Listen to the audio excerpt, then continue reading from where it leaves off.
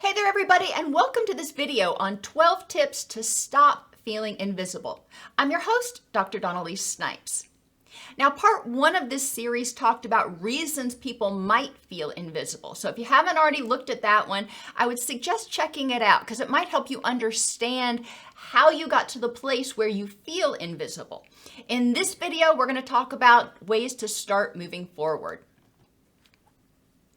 So tip number one, it's important to know what people do or do not do that make you feel like you don't matter or you're not accepted or you're invisible.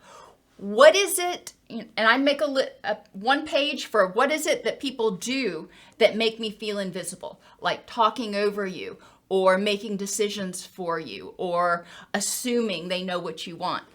And then on another sheet of paper, what things do people not do that make you feel invisible? Like maybe they don't ask your opinion.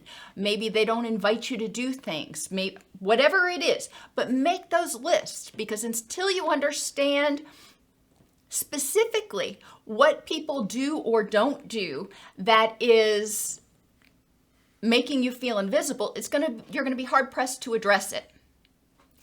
The second thing, connect with and stand up for yourself and your inner child. I know, there's that inner child again.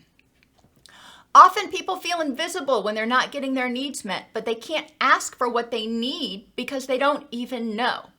Connecting with yourself is really important. Using mindfulness multiple times a day, ideally, to ask yourself, what are my thoughts, wants, and needs right now? What would help me feel better? What would help me improve the moment right now? Those are questions you can start asking yourself. Once you become aware, then you can either start doing those things for yourself, or if it requires other people's input, you can ask for it. You can put it out there, that what your opinion, your thought, your need is. And to safe people at first, obviously you're not just going to randomly throw it out there to the universe, but putting it out there so people have a chance to try to meet your needs is really important. It's also important to stand up for yourself and your inner child. You connect with that part of you. You figure out, what is it that I think? What is it that I feel? What is it that I need right now? And then if other people disagree, it's going to be important to be able to feel like you can stand up for yourself and go, that's okay. You don't have to agree with me, but I'm going to do it anyway. I want Italian for dinner tonight. You don't? Okay, that's fine. Maybe we can compromise, but this is something I really want. I know that's probably not what you're going to have your first disagreement about, but it's the only thing I can come up with on the spur of the moment. But it's important to be able to stand up for yourself. If you have preferences, not to always have your preferences take the back seat. Sometimes they're going to take the back seat. That's part of being in a relationship. There's a give and take. Sometimes your partner will get to choose. Sometimes you'll get to choose. It's important to take turns, to be respectful of one another. But again, stand up for yourself. So some of the time, I would venture to say at least half the time, you're getting your thoughts, wants, and needs met. What parts of yourself do you hide from others? In part one, I talked pretty extensively about the fact that in order to feel whole, in order to feel accepted, we need to feel like people see and accept all parts of us and not just this part over here or this part over here. Unfortunately, in our cancel culture, a lot of us have parts of ourselves that we hide from others. So think about, what parts of yourself do you hide from others, and does that contribute to you feeling invisible? What parts of yourself do you not want to see or accept? There may be, obviously, parts of you that not even you want to see. You're like, no, I'm not going to admit that that's there. I'm not going to see it. I'm not going to accept it. And so there's going to be parts of you that are invisible. Think about that section of you just kind of becoming transparent or invisible.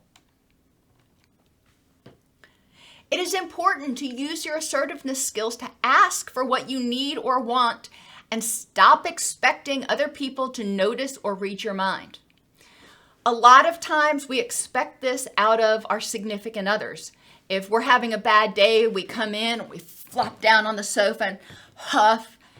If you're expecting them to say, "Oh gosh, you look upset, what's wrong?" In an ideal world, maybe they would. But in reality, most people have a lot of stuff going through their head, a lot of stuff going on. And if you expect somebody to pick up on hints or clues, you may be sorely disappointed. I remember my daddy used to say, "I don't pick up on hints. So if you need something, you got to tell me." Okay, that was easy enough. I wouldn't hint or beat around the bush with him. If I needed or wanted something, I told him. And that is using those assertiveness skills. The same thing with salespeople. Sometimes you may go into a store and you're looking for something and you can't find it, and you're looking for something and you're obviously not finding what you're looking for, but the salesperson does not come up and say, "Hey, is there something I can help you find?" And then you take that personally and you say, "I'm invisible. They couldn't even be bothered to help me." Well, I encourage you to think about what are other alternatives for why they may not have asked you what you needed or wanted. Some salespeople just don't want to be bothered. It's not that you're invisible, it's that they hate their job and they don't want to be there. So before you take it to as a personal insult, before you take it to mean that you're invisible to them and they didn't even see you, think about what other things, what other reasons might motivate that behavior for them. The same thing at work. If you are overwhelmed with everything that you've got going on and you need assistance, or you need your boss to give you some direction on prioritizing, or something's not going well at work, it's important not to just assume that your coworkers or your boss know what's going on or know what the problem is. It's important to communicate. And at the heart of feeling invisible for a lot of people is the unwillingness or inability to communicate what they need. As soon as you communicate it, you've suddenly become visible. You've suddenly started making a little ripple in the time-space continuum. Now, they have a chance to ignore you after that. This is true, and that's a whole different issue. But until you start moving, until you start saying something, then you may be more invisible. Pay attention to your verbal and nonverbal communication. People tend to respond a lot more to confidence. Now, you don't have to go in there, 10 foot tall with your chest stuck out and all that kind of stuff, but it is important to hold your head high. If you're walking slumped over and mousy-like you're trying to, not be noticed, guess what? You're going to not be noticed. So it is important to pay attention to your nonverbals. Look people in the eye occasionally. You don't have to glare at them or stare them down, but make eye contact. Have what Linehan calls a half smile. If you're walking down the hall and you've got an ear-to-ear smile that you're just holding like this, people are going to think, what's going on? But if you have just a pleasant expression on your face, which a half smile, it can be much less intimidating, maybe even inviting to other people to acknowledge you. Walking down the hall, you might find that if you make eye contact with somebody and even just nod, that they'll nod back. Oh my gosh. You might try an experiment one day, just doing that, and seeing how many people respond positively. Not everybody will. Some people won't even notice because they're lost in their own thoughts. Some people have their own issues and they may just, bristle at it. But you might be surprised at how many people find it liberating, or I don't know what the word I'm looking for here is, if you just acknowledge their mere existence. Verbally, Pay attention to your verbals when you're talking too. Even if you're talking, if you're using lots of hedge words or you're talking really quietly, then people may not hear you. They may not notice you. Put your opinions out there. If you have an opinion, this is what I think. Okay. Not, well, I might think if nobody else minds that the longer you take hedging, the more people are going to drop off. Get to the point. Say what you think, say what you feel. You're not encroaching on other people's boundaries. You're not going to say your idea is stupid. You're not going to do that. What you're going to do is say, my opinion about this particular issue is. You may have a different opinion. That's cool. Let's just put all those opinions out there. Nurture your relationships. If you don't reach out to other people, if they always have to reach out to you, it feels like a very one-sided, energy-intensive relationship for them. It's important that you reach out to them, and they'll reach out to you too, but it should be a balance. It shouldn't be one person always doing the reaching, one person always doing the planning, one person always doing the asking. So it's important to nurture those relationships. If you like rock climbing, for example, when you decide you're going to go to the rock climbing gym, calling your friend who likes rock climbing. Maybe they can't go this time, but then the next time they are going to the rock climbing gym, they'll think about you, and maybe they'll give you a call. Learn how to set and maintain healthy boundaries. This is another really important thing with feeling invisible. A lot of times people who feel invisible have very, very weak boundaries, and people just walk all over them. It's important to feel confident in your ability to choose who you let in through the boundaries and who you keep the door shut for. If you've watched my video on setting and maintaining boundaries, you'll understand the metaphor of boundaries as a house. And you can choose whether you answer the door at all, whether you answer the door but don't let people come in, whether you answer the door and let people into like your foyer area, or if you let them have free roam of the house. Those are different levels of intimacy, different levels of boundary penetration, if you will. And it's important to recognize your right to set and maintain those boundaries, even if people don't like it. It's important to feel safe enough to assert, this is my boundary, and it's not okay to cross it. Address thoughts and feelings associated with social anxiety and rejection. Sometimes people feel invisible because they're afraid of putting themselves out there. So think about, what are you afraid of? What would you tell the child you? So if the child you was in front of you right now and they're like, I don't want to go play on the playground with those people because, or I don't want to tell you this because, what would you tell the child you to help them feel safe in asserting their thoughts, wants, and needs? When you put yourself out there, if you have fears of social anxiety and rejection, and I'm not saying just go out and put yourself out there today. I'm not saying that, don't just jump into the deep end. That's not going to be helpful. But think about times that you have put yourself out there and introduced yourself to somebody or asserted your opinion. What actually happened? Consider the person. If it didn't go well, was that a safe person to be asserting yourself with? And yes, everybody should be safe, but that's just not the case.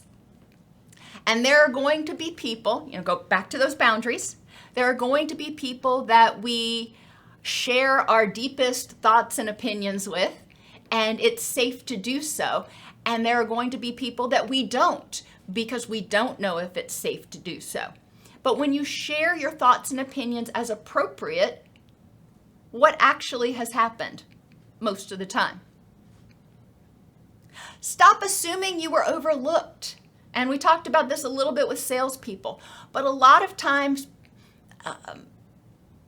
People assume that they were overlooked. They send an email to somebody and they don't get a response back.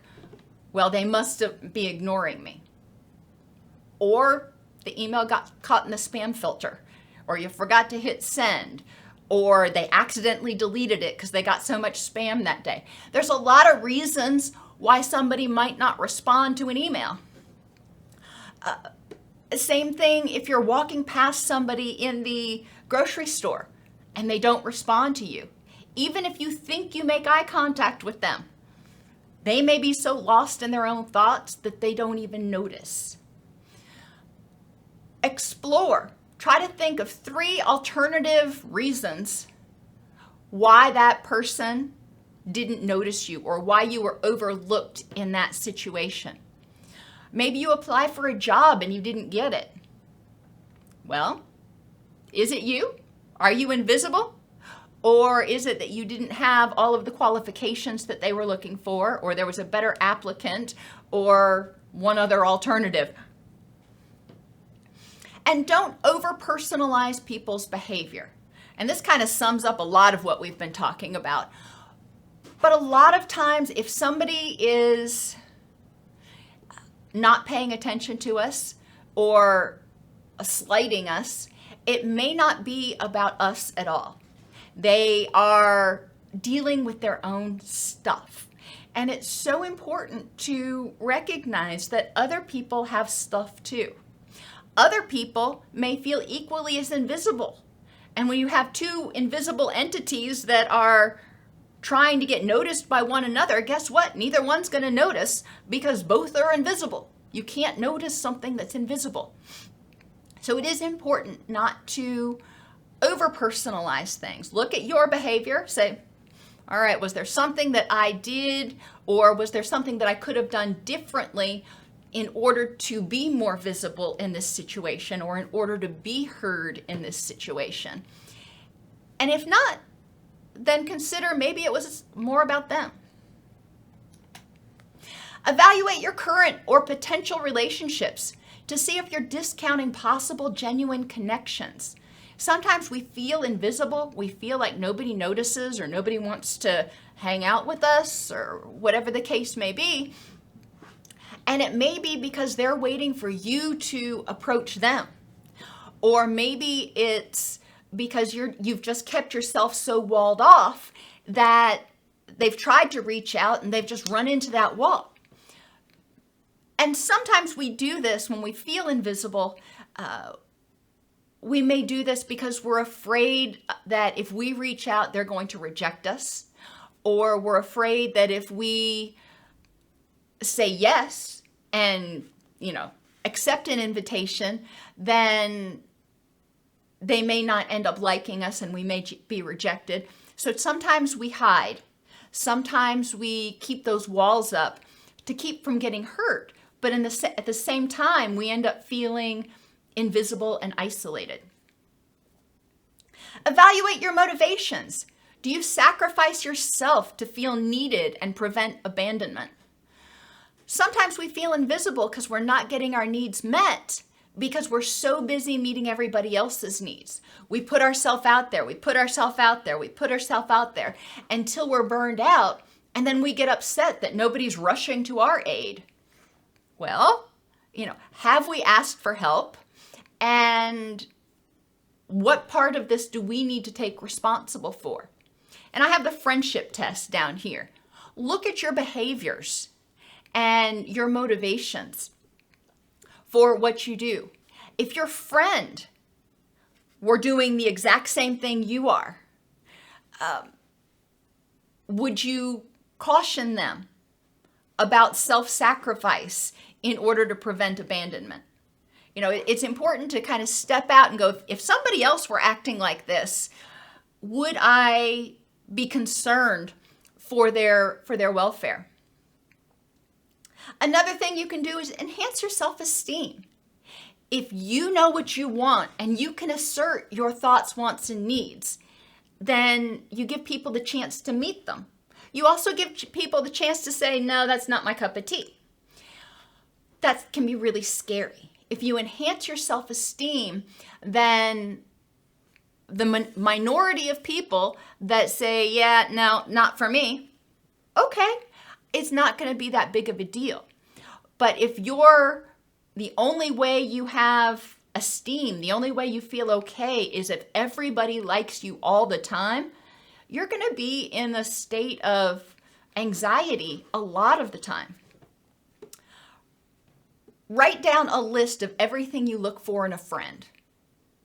And then go back over that list and identify the qualities that you already have. And this can help you recognize what a valuable person you already are. Many people feel invisible because they were raised not to make waves. They have a fear of rejection or being canceled. Or maybe they don't know how to communicate their feelings, wants, and needs. The first step to visibility is to become visible to yourself. Other people can't meet your needs if you don't even know what your needs are.